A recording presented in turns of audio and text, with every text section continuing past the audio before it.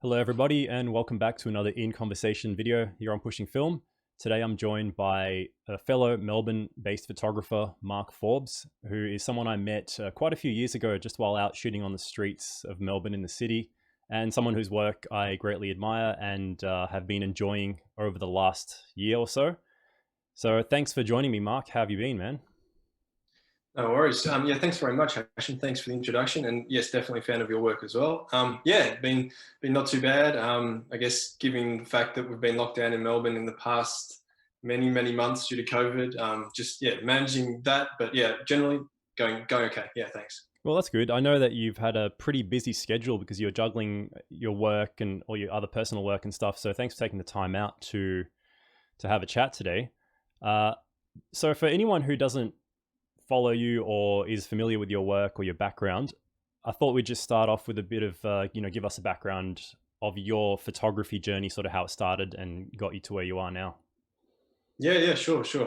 Um, so I guess I had a bit of a think about the things that you might ask. So in terms of, I guess, the first real memory I have of photography, it goes back to when I was a little boy, and it's really a photo that my dad took, and it's on the wall of Sydney Harbour because we used to live in Sydney for a while. And it's dad used to be a big sailor, and it's just basically this photo in the late afternoon sun when he was out there racing on one of the bigger boats, of all the sun sort of glinting through the water, and yeah, the harbour bridges in the background. So I think that's probably my first real memory of photography.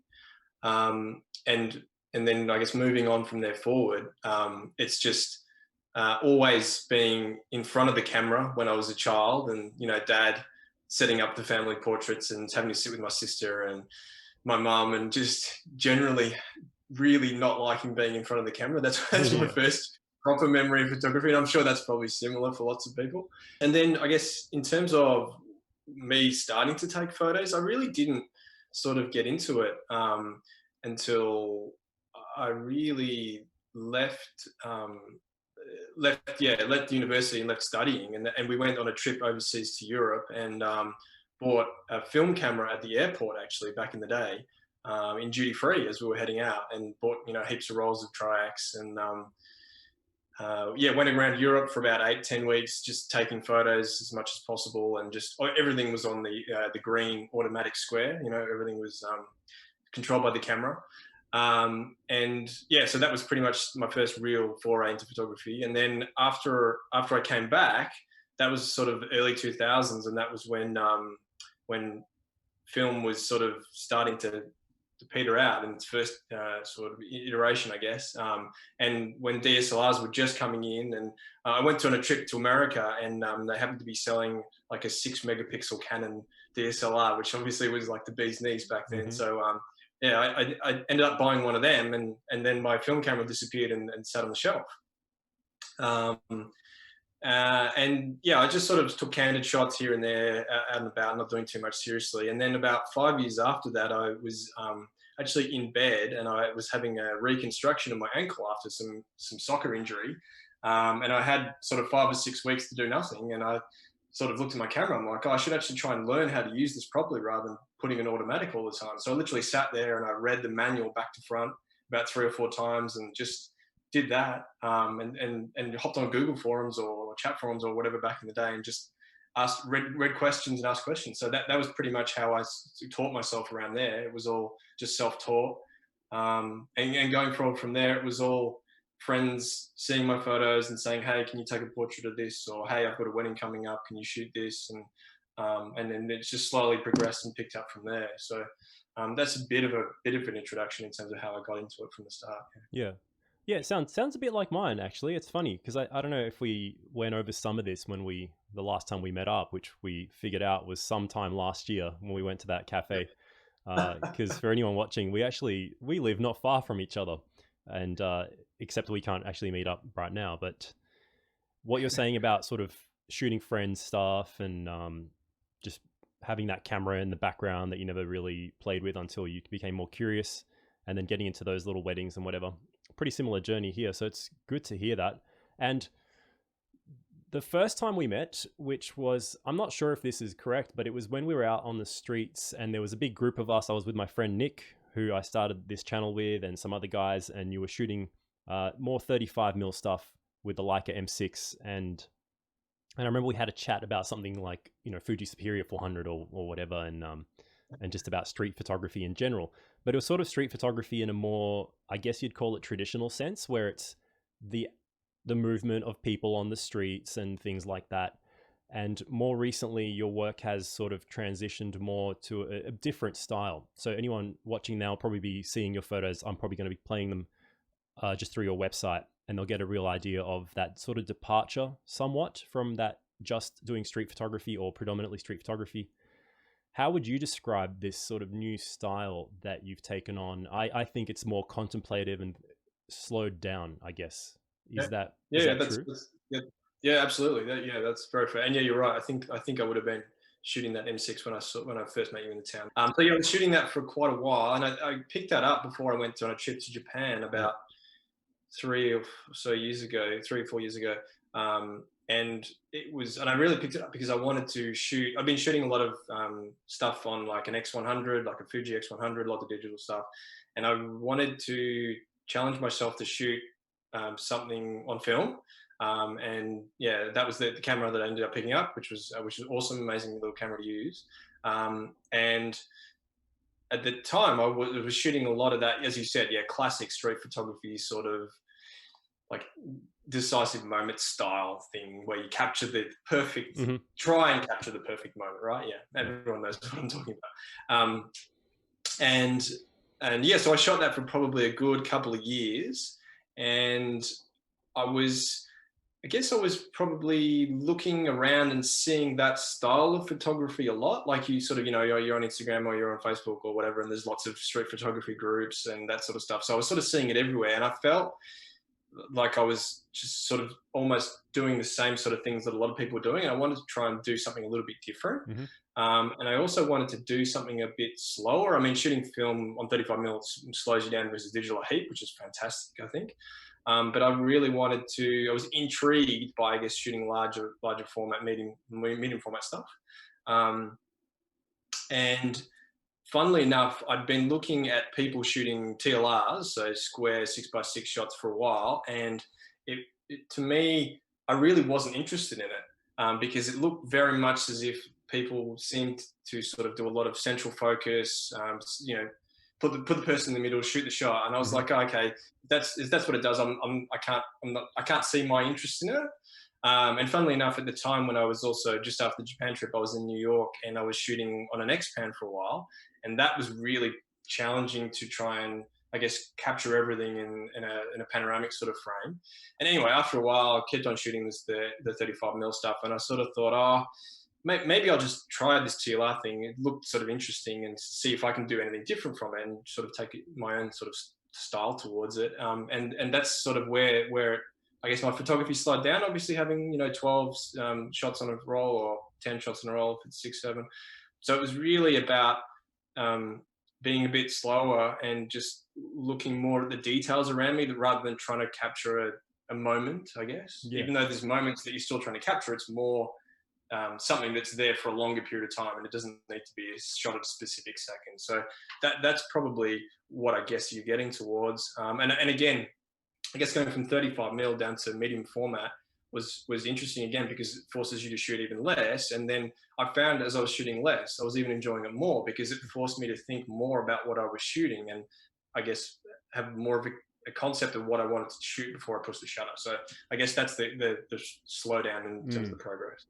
So in that sense, you probably found yourself more looking forward to the next journey or photo shoot or trip or whatever. Is that how you feel? Like even more excited, I guess, because you have that anticipation of creating work that you enjoy making. Yeah. And just knowing that you can go meander for a long time and only take back 2 or 3 photos, and you're like, I just enjoyed that as much as if I did if I'd been shooting a camera and I blasted off 200, 300 frames. So it's just like it's the experience of the photography on top of the actually taking the photograph that is enjoyable too. Yeah. So you're probably not shooting as much 35mm or any at all at this point? Or? I've been shooting a little bit, I guess with COVID, I had a few roles that I hadn't got processed. Hmm. So there's a few that have been banked up, but I'm still probably shooting, I don't know, 90% medium format and the rest on 35 mil. Yeah. Now, actually, I wanted to mention something in the beginning because it's pretty recent news that you announced that you joined on as a contributing photographer for the New York Times. Yes. So, congratulations on that. I wanted to say that earlier, but I let it slip. Uh, but yeah, tell me more about that, man. That sounds like great news. Yeah, yeah. Literally 2 or 3 weeks ago, well, yeah, maybe 3 or 4 weeks ago, I was sitting there and an email popped up on my phone, and it was the photo editor, and she was like, "Hey, Mark, found your work. Really interested in possibly sending you a freelance contract. Are you interested?" And I sort of had to That's cool. think about it for about half a second, and so yeah, it was just an approach that she made to me, and who knows what will come out of it. So yeah, I've signed up the contract now, Yeah, and I guess yeah, fingers crossed, interesting assignments will come, which hopefully, yeah, I'm sure they will. So that's yeah. awesome. Yeah, I'm excited to see where that goes for you. So you talked a bit about that background and that transition into more of that slow process, medium format, and I guess more kind of contemplation into a scene. And I can really see that in your work. There seems to be a lot of, you know, thought going into things like the composition and especially the use of color. Some of the other things, like I noticed, like reoccurring themes in your shots, I'm sure other people might as well, is a particular attention to like classic things, like I guess whether it's a retro car or the signs on a shop front or a particular color scheme. You know, sometimes a particular color scheme lends itself to an era. Like you think about the 70s or a movie like 2001 Space Odyssey, you know, up in that space scene with Kubrick and all that. Yeah. And one of your more recent shots, which was the Pantone steps. Yes. So there's this particular, I guess, motif that I can at least recognize through your work. Do you look for anything in particular, or does it just happen on its own? How do you kind of look for the scenes that you capture in your photography? Yeah, yeah. I guess in terms of maybe taking the color part of it first of all, I know when I was starting out shooting and I was shooting a lot of digital work, etc., and street photography quite a few years ago, it was very much I had to turn everything into black and white. Like that was what it was. That was like a real photograph. Hmm. Don't know why, but I guess maybe if you look back at the old photographers, obviously everything was in black and white, so there's something going on Yeah. there. But so I'd go out and shoot, and then I'd be like, oh, I'd be on my computer, and I'd switch to black and white. I'm like, oh, that looks much better, you Instant know. cool. Yeah. Yeah, yeah, just for whatever reason. And then I found that it's funny actually that when I started shooting film again the second time around back in 2017ish when I went to Japan Hmm. and I had that superior that we were talking about, I was like getting the scans back from the lab, and I'm like, oh, these colors are they look amazing. They look Hmm. really beautiful. And it's like almost opened my eyes up to the possibilities of color out there, which is stupid because you're out there every day, and Yeah. the colors are everywhere. But it was like when you could see it as a photo, it just had seemed to be more impactful. Um, so, and I guess yeah, taking that on to shooting medium format and in color, etc. So I very very rarely these days shoot in black and white, but it was just and once my eyes were, I guess, woken back up to the amazing colors that are out there and then the complementary nature of them all in certain scenes, it was, you just go, you seem to see these scenes when they're around. So, like that shot for the stairs, for example, I just happened to walk past that staircase and I was like, oh, that looks pretty cool. I don't think I had my camera with me the weekend I saw it, and it was in my mind that whole weekend. I'm like, oh, that staircase, I've got to go back and shoot it. So I made a trip back in and took the photo, and it was, yeah, I guess in terms of things like my take on a photo or something like that, I tend to find that it's when I approach a scene, there's one angle that for me works. So I may, and it's sort of like you lock onto it straight away when you see the shot. And you're like, oh, that's the way that I want to represent it. Hmm. 10 other photographers are going to stand there and they're going to take different shots, which is what photography is all about. But it's like for me, I'm like, oh, I can only sort of see one frame that works, and that the lines have to be in a certain way, and I'm really OCD about framing and that sort of stuff. So I guess once you start seeing those things, you're like, there's things that I enjoy shooting, whether other people like them or not doesn't really bother me, but I like shooting them, so I'm going to keep shooting them. Is I guess the Yeah. way that I've approached it. And one other thing that I've found is in terms of different types of photography all seem to influence, like that I tend to shoot, like a wedding or a portrait or street photography or architecture. They'll all influence each other. So you might be shooting street, but now might have done this architecture thing and you're like, oh, that's a different way that I want to approach it. Or you might have a portrait, but you've seen something happen on the street and you're like, oh, I want to recreate that. But those sort of things sort of all influence the way that you tend to photograph is one, I guess, general comment that I would have. Yeah. Okay. So it's almost like you kind of let the world around you influence you in a way. I could probably answer it if I ask this question, is there any particular thing that you look for when you're out trying to make photos? I would probably answer, not really. I kind of just look for whatever might attract me. Do you feel that's kind of the same for you? You just let the world around you influence you? Absolutely, yeah. I guess the vast majority of my photos, not all of them, absolutely, there's a few that I do, set up, but the vast majority of the photos will be, I'm out on a walk and I'm like, oh, that sort of looks interesting down that side street. I'm going to go check it out because it feels like there's something down there. And I'll walk down there and I'm like, oh, that's cool. And then whatever I was planning on doing the next day gets derailed because it's like, okay, now I'm going to just walk down this other street. So it's very just happen chance sort of, yeah. Yeah, for sure. Sort of thing. And it's really cool that you sort of say that, like, for example, just now you're driving around and you pull over and you see something, but also you mentioned that only you will see or compose a certain way or represent that scene in a certain way. And for me, I really feel that through your work because, like I mentioned to people watching, we live not far from each other. So some of the places that you photograph, for example, I recognize because I've driven down the same roads. But then, like, for example, you got that shot of the Westfield and the car park. And I know the car park, but I'm like, that's really different. Like, I might have framed it differently. It's really unique the way you saw that image and the way I might have seen it and might have taken a photograph. So it is just a really great reminder of that strong aspect of photography. But what that brings me to next is sometimes your stuff isn't all just local here in Melbourne. You seem to do a lot of travel, and especially over the last year. And I think it seems like you got back just before COVID really hit and locked everything down. How important is travel for you, or is it mainly that you tend to go for other work and you take a camera with you? What is the importance of that element of your photography traveling overseas? Yeah. That's a great question. And yeah, you're right. Actually, just going back to a point you just made, I actually landed in Australia about 2 days before they closed the borders completely. Yeah. So I was pushing it up to the latest we could get back in. But yeah, in terms of travel, I guess it brings me back to my childhood. Like I spent some time when I was a little boy. I was born in England, and then I lived there for a few years, and then I lived in Sydney for a few years. Moved back to England for a few years. Moved to Sydney for a few years. Moved to Holland for a few years. Right. Then I moved to Melbourne. So, in terms of traveling and that sort of thing, we were always only in a place temporarily, only for a few years, like 3-4 years max. So it was like you had to get an enjoyment out of moving around a lot. And, when you're in Europe and other countries next door, which is fantastic, not like Australia.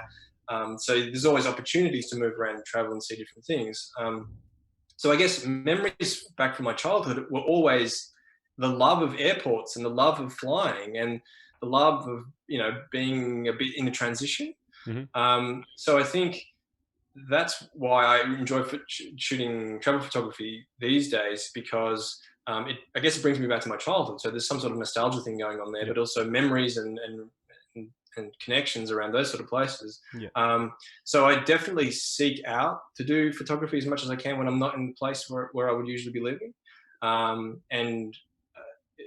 guess you get to see things that you wouldn't see at home, and you get to meet people that you wouldn't meet at home. So there's for me, there's only positives to traveling. So it's something that I would always love to do whenever I can. You're right. Like the most recent trip, I was in America earlier in the year in February, March, and I was in Houston for a while, and then I was due to be in New York. And then literally a few days before I was due to fly into New York, the whole COVID thing just went crazy. And I was like, I'd love to go to New York and shoot all these empty scenes, but maybe not such a good idea.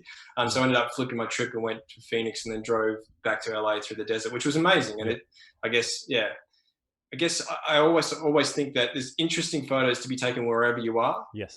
It's just, being on travel gives you the extra ability to see new scenes continuously. So For sure. And that's the cool thing about your stuff, is that it doesn't seem to be attached to any particular place, and that it's still quite, I find, cohesive throughout the work, whether it's a shot taken in America, like the one in LA, I think I mentioned to you, with the In-N-Out burger and the airplane, or because they might share a similar color palette, for example. Is that largely due to maybe just shooting the same film stock? Do you try and do that to some degree? I think I think that's definitely an element of it. Mm-hmm. Definitely, like I know that one of the joys of shooting film is that you can put in so many different film types. Or although in the last few years less, very sadly, but yeah. So that's definitely one element of it, is that I try and stick to be consistent to a film Mm-hmm. stock, because I want photos from wherever to be cohesive and be able to use them in a book later on, and such that they do fit together. Yep. But I think so. That's definitely a big point. But I think the second part of it is that once you look for certain colors that go together, or you have certain scenes that you want to continue a series on, I guess you're always looking for things that would be cohesive from that point of view as well. So Mm-hmm. there's part of it is the treatment from the film, but part of it is also things that you're naturally drawn to as a photographer. Definitely. I think that's the larger part, is that you might have a certain eye for things like whether it's a bold red or something like that, or a certain sense of, the way light falls. And then the film is only kind of the icing on the cake, I guess, which still has a lot of reliance on the way you edit or crop or anything else like that. So that's really good. Speaking of travel, you have a photo up on your website. It's one of the prints, I think, that you have available. I'll have it up on the screen for people to see now. And you called it, I think it's Senza Piombo, from Sicily in Italy. And it's a shot of the two gas pumps. And I know that you have a bit of a story behind that shot. So if you can touch on that a little bit, tell me a bit about how you made that photo. Yeah, sure. Yeah, so senza piombo, I believe, if my Italian is correct from my Googling, yeah, means lead free. It means unleaded. Okay. Yep. Lead Yeah, unleaded, yeah. Um, yeah. So that was funny. So that day I was staying in Catania, in Sicily, and I was due to drive to the airport from my little apartment. And I would always generally tend to leave myself enough time that if I'm on the way somewhere and I see a photo, I've got time to stop, right? Mm-hmm. So I've hopped in my rental car, and in this little town, but in Catania, all the streets are very, very narrow, and they're all cobbled. And Mm-hmm. it was raining, and cars are double parked on either side, so you've literally got one lane, and a lot of the streets are actually one way. Yeah. So I hopped in the car, and I put on my phone, but because the buildings were so tall and so skinny, Google wouldn't give me any signal to tell me where I was. So it wouldn't give me directions to the airport, right? Because it didn't know where I was. So I ended up driving up these side streets, ended up driving up a lot of them the wrong way, in the rain, doing handbrake starts on steep streets where you don't speak any Italian, and people are coming out looking, what the hell's he doing driving up the wrong way?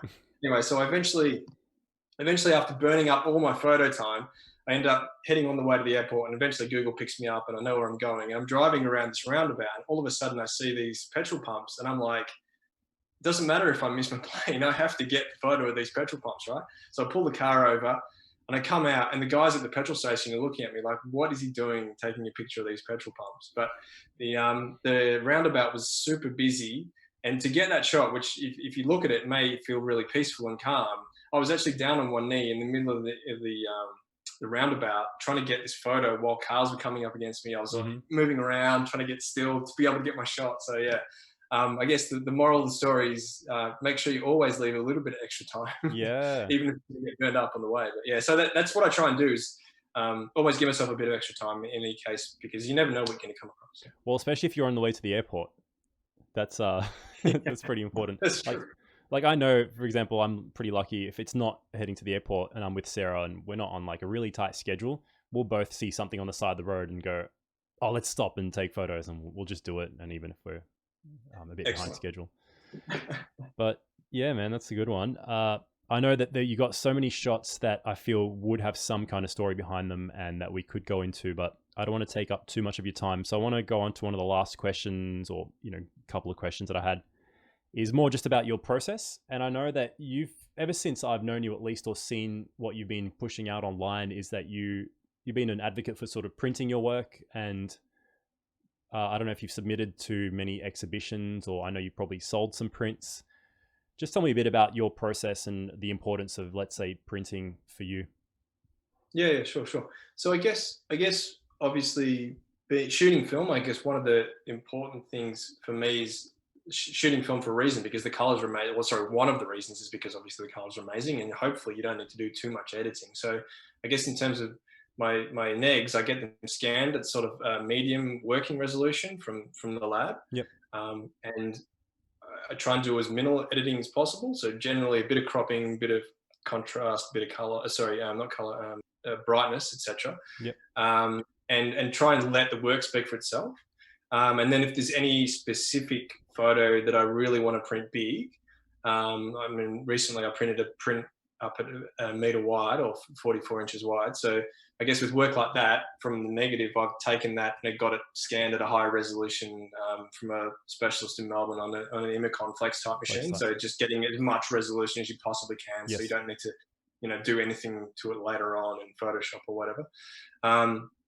And it's funny, a few years ago when I was showing my work to someone, and I'd printed some inkjet prints, and they looked at my work and they said, "Oh, I think you should try some C-type printing, either wet printing from the negative or photographic, I guess digital lambda C-type printing." So since that person's comment, I've pretty much done all of my printing on C-type prints, just because I think it has a little bit of a different look. So it's amazing. For me, just a different way it represents it on the paper. And you're right. Like I've entered some of some of my work into gallery submissions and that sort of stuff. Cool. Yeah, recently. So that's good. Is there anything particularly coming up quite soon? I know it's probably a bit tricky right now, but exhibition wise, I don't know if there's much going on moving forward. My work was supposed to be exhibited at Head On next month, but unfortunately, because it was due earlier in the year in May and they delayed it, the gallery didn't have a space available that was going to have my work now. So that's iced, but the whole thing's still going ahead. But in terms of other stuff, I've got a print in the Sunshine Coast Prize coming up in the next few weeks up in Caloundra. Yeah, that's probably the main thing. And I've been doing other prints for various bits of people around. So yeah, nice. And like, I guess even though it might just be on someone's advice, but I'm guessing when you first saw that C-type print, it was something that you would have been pretty amazed by, and that's what would have driven you to keep sticking with that process. You probably don't do any of your printing at home, I take it? No. Yeah. I haven't. I've never done any printing at home. I'd like to try it, but I'm happy to let other people deal with the color management and just me giving them the file, me getting the print back. The headaches, and then just focus on the photography. But yeah, I think printing, if people do it well, is a whole other ball game, and it's fantastic. Not for me. I just remember something else. I think as just before we got into this Zoom chat, is that you actually, because when I first chatted to you, you were shooting on Xpan, and I know you have a couple of shots up on your website and maybe on the Instagram that were taken on the Xpan, and you actually did a YouTube review way back, and I remember actually watching that review and messaging you back then, I think like a couple of years ago or something. Yeah, that's about right, yeah. And saying, oh man, that was a good review. Are you going to do any more YouTube videos? So do you ever think that you might put out more video content here on YouTube? I think I'm a lot more. I get a lot more interest and enjoyment out of photography. I think video is great, and it definitely has its place. And I really admire the effort that you guys, producing video content go into. But I remember looking back at that review a while ago and thinking that wasn't very good. But it was good, man. That's the thing. Like, you realize that even though production quality on something could be better, it might have helped 10, 20 people make a decision on getting that camera. And that's the way I look at it, is that, it's not always about the production quality. It's more about the message. And if you help someone with something, and if it's a review, no one's expecting it to be cinematic and all that. It's just true. Strengths and weaknesses. So yeah, if you ever decide to get back into it, let me know. I'll help you out. Yeah, man. So I think that's pretty much most of what I wanted to touch on, and I don't want to keep you for too long. So I just wanted to ask, I know you touched a little bit on exhibitions, but is there anything else that you're working on at the moment that you want people to know about in terms of upcoming books, projects, things like that? Yeah, yeah, sure. Yeah, I guess I'm in the early stages of working on a book, which will be around the sort of series work that's on my website. Got a preliminary layout going on, and hopefully working with a publisher. So that's something that's definitely going on at the moment. I guess apart from that, it's pretty much just continuing the series and shooting that sort of work. I'd also like to do a bit more portrait work, Yep. which is something that I do occasionally for my Yeah. personal work, and just explore that a little bit further. And the only other thing is, I've got another personal project that I'm just in the early stages of conception on, but yeah, I probably won't go into that too much right now. But yeah, it's pretty much the book, continued series, and yeah, focusing a little bit more on portraits going forward, I think. Yeah, nice. It's cool actually that you're getting into the portraits more, because I know the portraits that you have got are really strong, and I guess it sort of relates to the same ability that you use when you're out shooting weddings. Because I know for me that's really good practice when I'm doing the portrait session at a wedding. Are you still Yeah, shooting weddings? I guess like when you yeah, can again. yeah, Yeah, yeah. cool. When we can, yeah, yeah, Yep. definitely still shooting them, and yeah. Um, it's something that I find is enjoyable and challenging. And as Yep. I said before, I think as you sort of alluded to, Hashim, it's like you bring in different experience from a different scene. Like street helps you shoot a wedding, and architecture helps you shoot street. So Yep. it's just an interesting. It's almost like you've got a challenge for the day, and you need to get everything done. Yeah. So. Cool, man. All right. Well, I think that's great, and it was really good to catch up and get some of your viewpoints on those things. So we'll just sort of sum things up. I'll stay with you off air after we say goodbye, but just want you to sort of let anyone watching know where they can find your work, where the best place to kind of follow your stuff. I guess the Instagram is a good place to start, and I have your username, which is underscore Mark Forbes underscore underneath your video that everyone should be seeing right now. But where else can they find your stuff? That's great. Thanks, Ashim. Yeah, so from my Instagram link in there's the LinkedIn link tree, and yeah, Yep. it'll basically lead you to various places where you can buy my prints, but pretty much my website, so www.markforbes.com.au. Cool. All right, man. Well, thanks again for having a chat and for joining me here today. And thanks everyone for watching. No worries. Thanks, Ashim. All right. Thanks for reaching out. Very much appreciated. Cheers. Cool.